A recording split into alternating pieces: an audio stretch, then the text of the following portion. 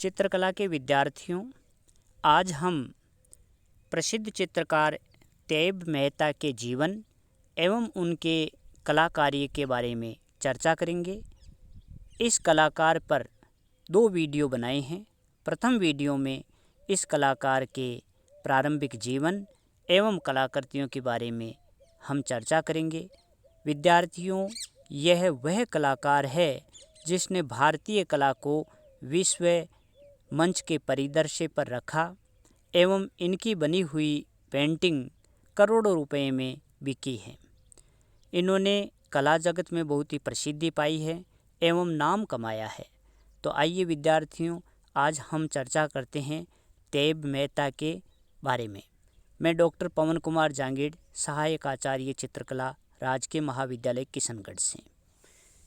विद्यार्थियों, यह जो आप फोटोग्राफ्स देख रहे हो, यह तैयब मेहता स्वयं हैं एवं इनके द्वारा बनाई गई यह पेंटिंग्स है।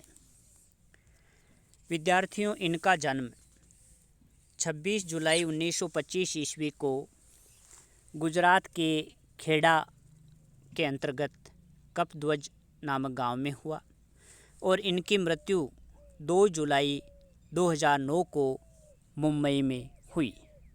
यह इनके जन्म एवं मृत्यु। अब हम बात करते हैं कार्य क्षेत्र की। तो इन्होंने विशेष रूप से चित्रकारी में प्रसिद्धि प्राप्त की है, चित्रकारी में नाम कमाया है। तैयब मेहता एक जाने माने भारतीय चित्रकार थे। वे प्रसिद्ध बॉम्बे प्रोग्रेसिव आर्टिस्ट ग्रुप के सदस्य थे। यहाँ पर ध्यान देना, यह एक ग्रुप बना था और इस ग्रुप में, इस समूह में FN सोजा, SS रज्जा और MF हुसैन जैसे महान कलाकार उनके साथ में ही तैयब मेहता थे। कौन से ग्रुप में? बॉम्बे प्रोग्रेसिव आर्टिस्ट ग्रुप में। यह जो ग्रुप बना, इस ग्रुप के अंतर्गत तैयब मेहता, FN सोजा, SS रज्जा और MF हुसैन जैसे कलाकार थे। ये कलाकार स्वतंत्रता के बाद की पीढ़ी के उन चित्रकारों में से थे जो राष्ट्रवादी बंगाल स्कूल ऑफ आर्ट की परंपरा से हटकर एक आधुनिक विधा में कार्य करना चाहते थे। यहाँ पर ध्यान देना, ये वो कलाकार थे जिन्होंने, जो उस समय एक कला शैली चल रही थी, भारतीय राष्ट्रीयवादी कला शैली थी, बंगाल का जो पुनरुत्थानकालीन कार्य था, जो बंगाल शैली का चित्रकला के क्षेत्र में पुनरुत्थान का कार्य था, उसके अंतर्गत राष्ट्रवादी भावना के अनुसार चित्रण को प्रमुखता दी गई थी। लेकिन इन कलाकारों ने इससे हटकर आधुनिक विधा में कार्य करना चाहा। उनके जीवन के अंतिम दशक में उनके बनाई हुई पेंटिंग रिकॉर्ड कीमतों पर बिकी है। तैयब मेहता की जो पेंटिंग्स है वह करोड़ों रुपए में बिकी, जिनमें उनके मृत्यु के बाद की एक पेंटिंग भी शामिल है जो दिसंबर 2014 में 17 करोड़ रुपए से ज़्यादा कीमत पर बेची गई। विद्यार्थियों, ध्यान देना, यह पेंटिंग उनकी मृत्यु के बाद में 2014 में 17 करोड़ रुपए की बिकी थी।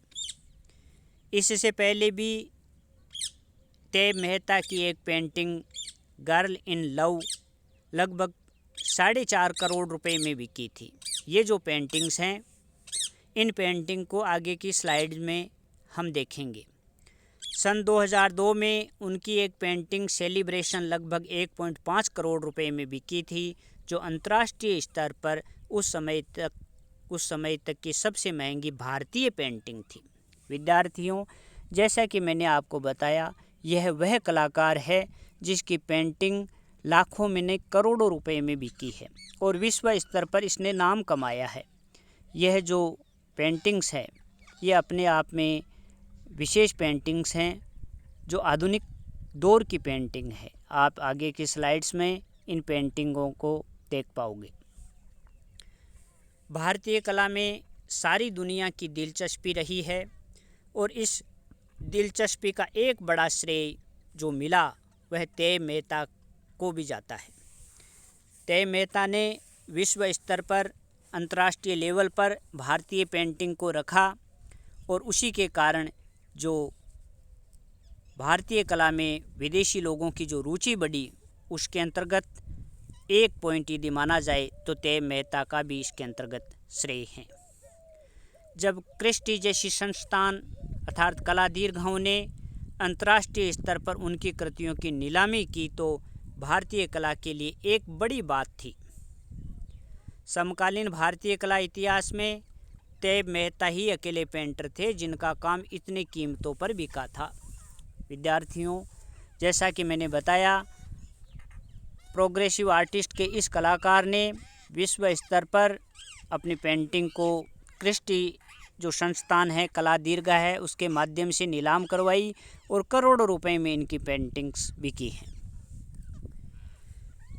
यह कुछ कला के बारे में था। दूसरे वीडियो में हम इसकी विस्तृत चर्चा करेंगे। अब वापस इनके प्रारंभिक जीवन के बारे में बात करते हैं कि इस कलाकार ने कैसे संघर्ष किया, इस मुकाम तक कैसे पहुंचा।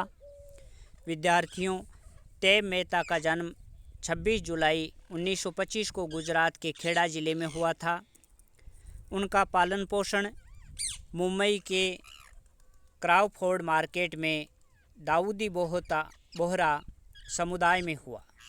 सन 1947 में उन्होंने विभाजन के बाद हुए दंगों में मुंबई के मोहम्मद अली रोड पर एक व्यक्ति को पत्थर मारे जाने की हृदय विदारक घटना देखी थी और इस घटना ने उनको इतना प्रभावित किया कि उनके कामों में इसकी झलक कहीं न कहीं देखने को मिल जाती है।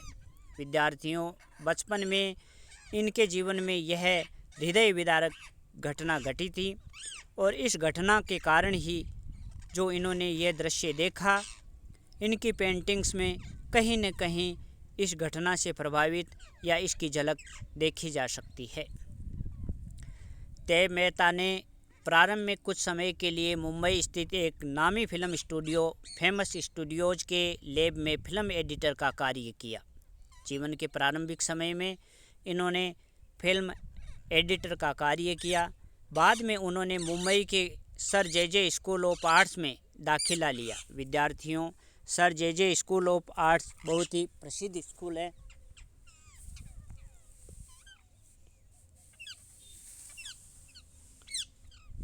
और सन 1952 में यहाँ से डिप्लोमा ग्रहण किया। इसके बाद वे बॉम्बे प्रोग्रेसिव आर्टिस्ट ग्रुप के सदस्य बन गए। जैसा कि मैंने आपको पूर्व में बताया कि बॉम्बे प्रोग्रेसिव आर्टिस्ट के जो सदस्य हैं उनमें शामिल हो गए। यह ग्रुप पश्चिम के आधुनिकतावादी शैली से प्रभावित था। यह जो प्रोग्रेसिव आर्टिस्ट ग्रुप था पश्चिम की आधुनिकतावादी शैली से प्रभावित था।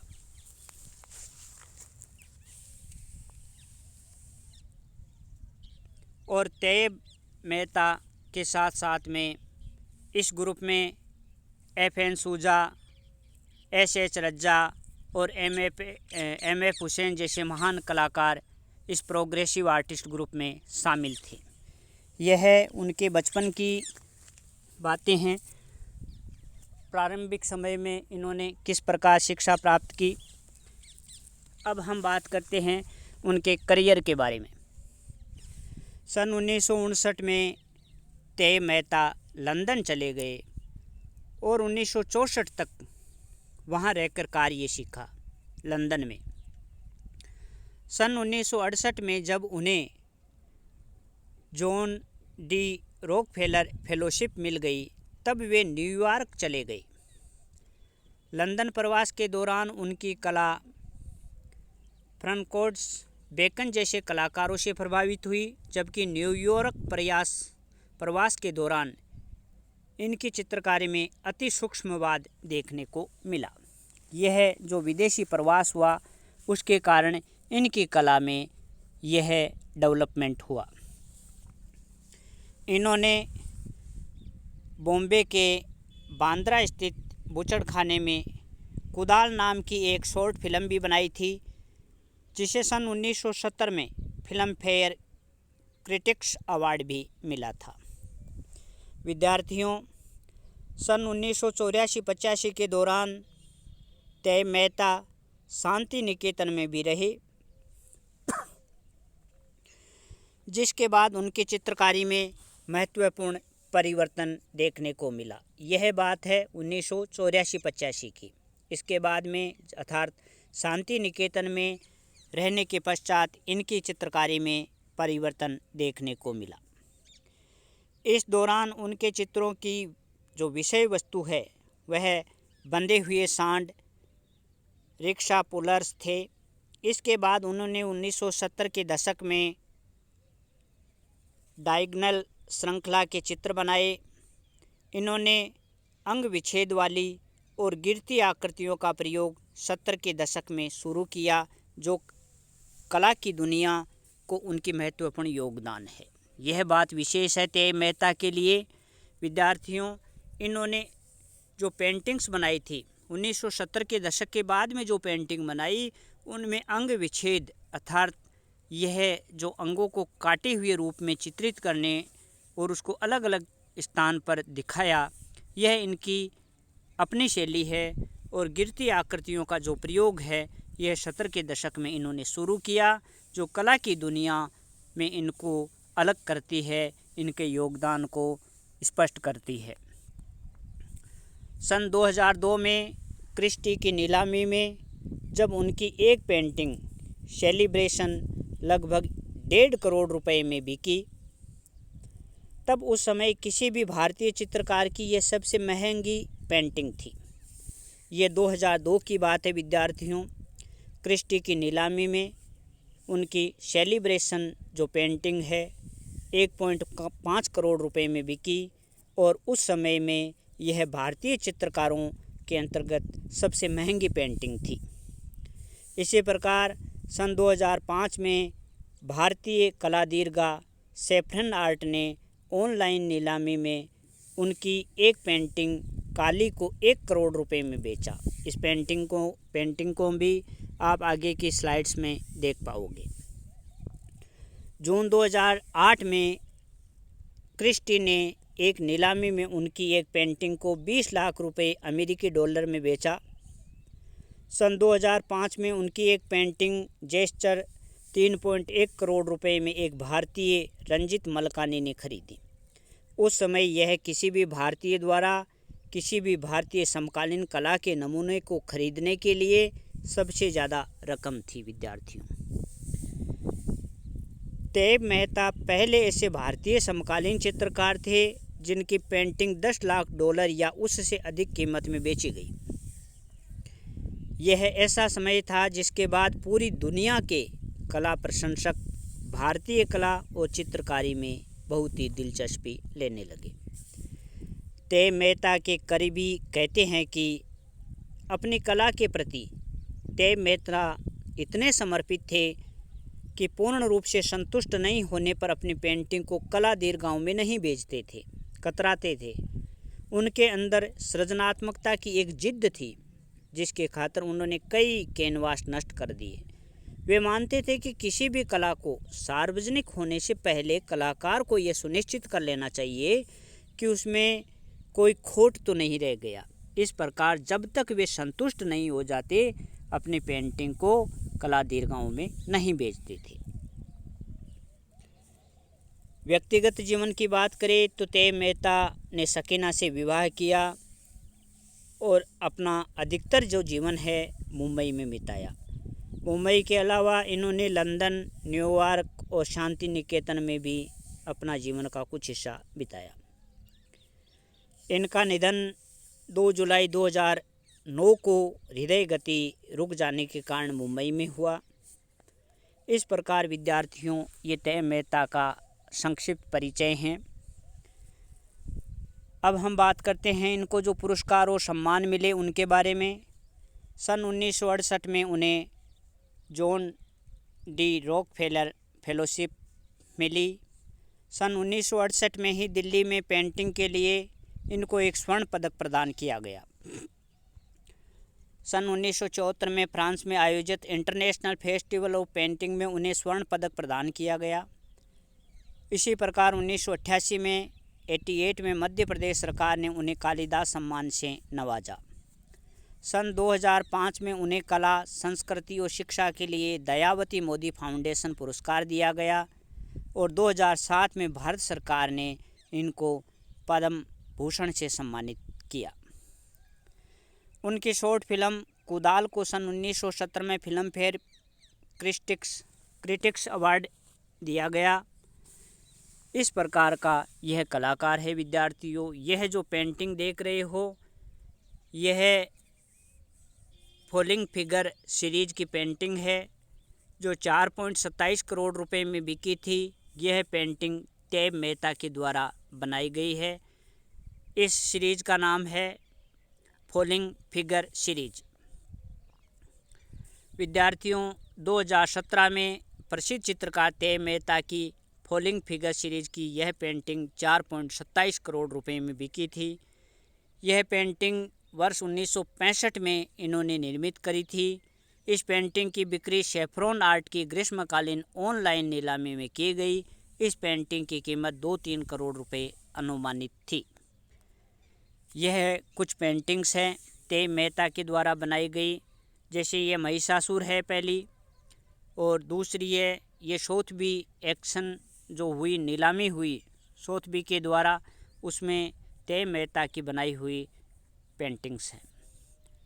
ये विद्यार्थियों टैब मेहता का कार्य आप इनमें देख सकते हो, किस प्रकार इन्होंने अंगों को कटी हुई रूप में प्रस्तुत किया है, जैसा कि हमने पूर्व में बात करी। और एक आधुनिक कला में इस नए दौर में इन्होंने पेंटिंग को विश्व स्तर पर रखकर भारतीय कला को मजबूती से प्रस्तुत किया है। ये सारी पेंटिंग आप जो देख रहे हो, ये टैब मेहता के द्वारा बनाई गई पेंटिंग्स है। विद्यार्थियों, इन पेंटिंग में आप इनके कलाकार्य को, आर्ट वर्क को देख सकते हो कि इस चित्रकार ने किस प्रकार अपने कार्य को प्रस्तुत किया है। प्रोग्रेसिव आर्टिस्ट ग्रुप में इनका कार्य कुछ अलग ही है। जैसा कि मैंने बताया कि उस समय जो पुनरुत्थान काल था, बंगाल स्कूल के अंतर्गत जो भारतीय कला का समय था, उस समय में इन प्रोग्रेसिव आर्टिस्ट ग्रुप के कलाकारों ने कुछ अलग हटके कार्य किया है और इसका परिणाम भी देखने को मिला है। इस प्रकार विद्यार्थियों, यह टैब मेहता है, प्रसिद्ध चित्रकार, जिनकी हमने आज संक्षिप्त चर्चा की है। दूसरी वीडियो में हम पुनः इस कलाकार पे बात करेंगे। तब तक के लिए धन्यवाद।